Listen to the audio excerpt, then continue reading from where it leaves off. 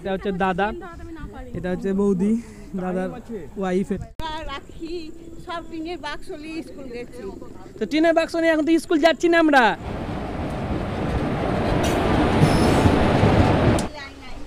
800 টাকা তো গো ব্যাগের মধ্যে 800 টাকা। আমরা খাবো চা কফি গোপাল কি ছেড়ে দিলে ডাক কামনি খেয়ে দিল আমার পিছে। আমি কিছুই করিনি, কিছু দিইনি। আর ওই ডাঙা শোনা শীতের দার্জিলিং তো সবাই দেখেছো, কিন্তু বর্ষার দার্জিলিং, চলো এই বর্ষাতে ঘুরে আসি দার্জিলিং থেকে।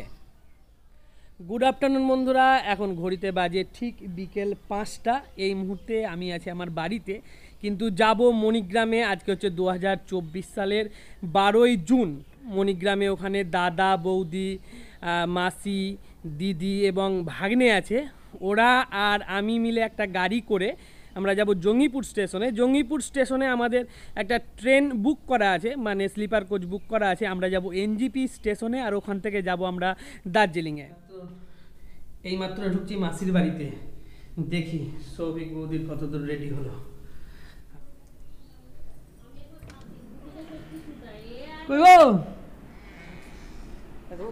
ক্যামেরা করতে করতে চলে এসেছে।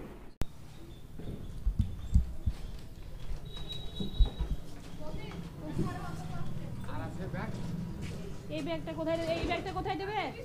এটাও দিয়ে দাও। 7:50 এইমাত্র জঙ্গিপুর রেলওয়ে স্টেশনে পৌঁছালাম। জঙ্গিপুর রেলওয়ে স্টেশনে আমাদের এনজিপি ট্রেন আছে 8:18-তে, তিস্তা তোস্তা এক্সপ্রেস।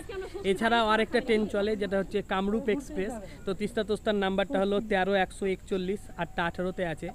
তো আমরা একটু আগেই পৌঁছে গেছি, অ্যাডভান্স টাইমে 20 থেকে 25 মিনিট আগে পৌঁছে গেছি।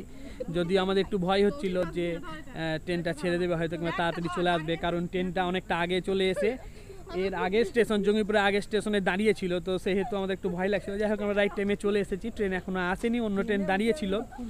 জঙ্গিপুর ছাড়াও এনজিপি যাওয়ার জন্য আরও 2-3টি জায়গা আছে, ফারাক্কা আছে, রামপুরহাট আছে এবং হাওড়া আছে। সেখান প্রত্যেকটা থেকে কিন্তু 10টা থেকে 11টা ট্রেন ছাড়ে।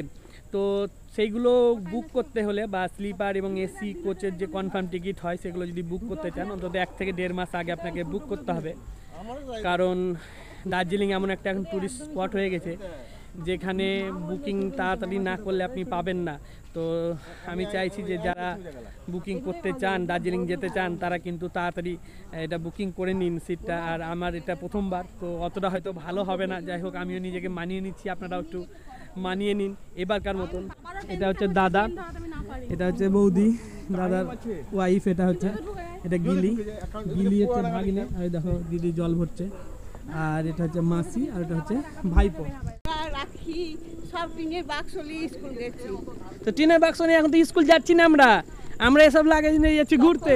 না গিলি বাবু বলছে নিতে পারে না, বলছে তার জন্য বলছে যে তোমরা কি নাওনি ব্যাগ? আমি বললাম না আমরা নিয়েছি। কি বলো? আমি নিয়ে গেছি। হ্যাঁ টিনের বাক্স, টিনের অ্যালুমিনিয়ামের। তারপর চটগুলো নিয়ে গেছি। ওরা এখন মানে কিভাবে কাগজে ধরিয়ে নিয়ে যেতে হয়নি কোনোদিন, কিন্তু চট ছিল আমাদের।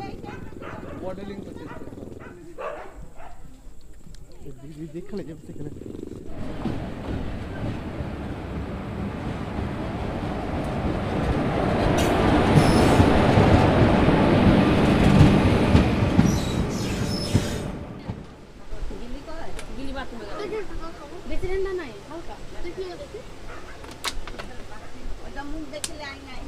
800 টাকা তো গো ব্যাগের মধ্যে 800 টাকা। ওটা ইয়েতে ভরা ছিল গো, খাটের ভিতরে ভরা ছিল। খাটের ভিতরে 800 টাকা।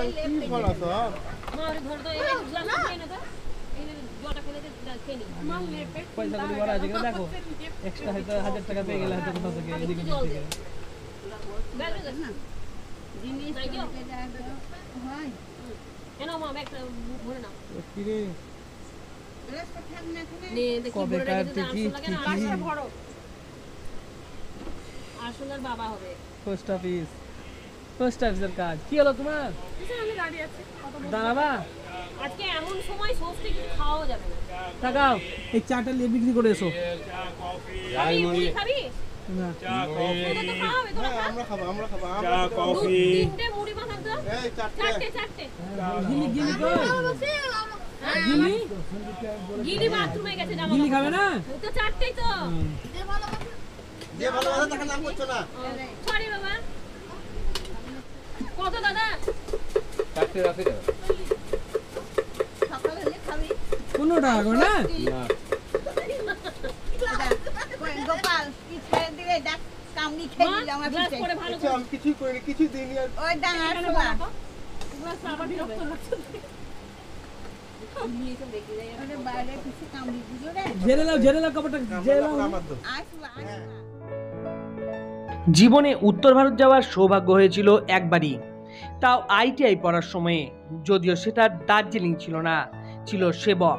তাই ট্রেনের বাইরের প্রাকৃতিক সৌন্দর্য দেখতে দেখতে ও পুরাতন কিছু স্মৃতি মনে করতে করতে চলছিলাম এনজিপি জলপাইগুড়ির উদ্দেশ্যে।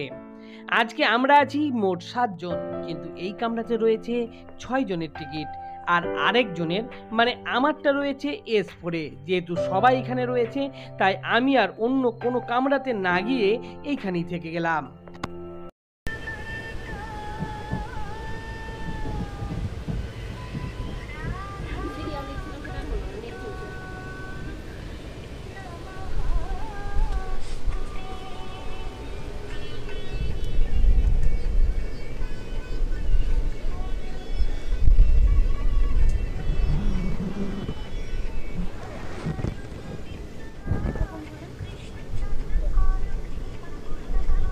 ট্রেনের বাইরের দৃশ্য তো কিছুই দেখা যাচ্ছে না।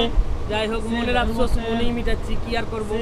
আসলে যে কোনো জায়গায় ট্রাভেল যদি আমি করতে যাই, সাধারণত আমি দিনের বেলাতে টিকিট কাটি, কিন্তু হঠাৎ করে গোপাল দাদা টিকিট কেটে ফেলেছিল, তো সেই জন্য কি করব। না হলে এই উত্তর ভারত যাওয়ার যে রাস্তার দুই দিকে এত সুন্দর পরিবেশের দৃশ্য, সেই দৃশ্য, মনোরম দৃশ্য সত্যি আমি দেখাতে পারলে খুব খুশি হতাম।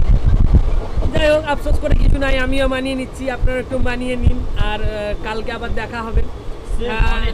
যদি ভালো লাগে ভিডিওটা, তাহলে অবশ্যই লাইক, শেয়ার, সাবস্ক্রাইব করবা। বেশি কথা বলবো না, ট্রেনের মধ্যে খুব একটা ভালো রেকর্ডিংও হচ্ছে না।